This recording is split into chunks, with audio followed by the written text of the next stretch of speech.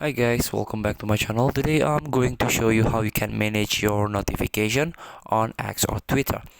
So it's very easy to do it. Just go to your profile and tap on settings.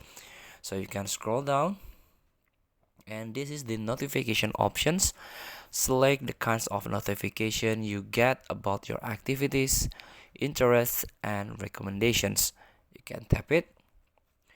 So you can tap the filter here. You can choose the notification you like to see and those you don't. So for example, you can mute words here.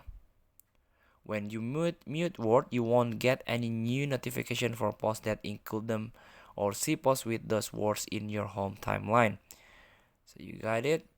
So you can add mute word in here. And also muted notification here. You can check you don't follow, who don't follow you with your account. You can learn about this. And also these filters will not affect notification from people you follow.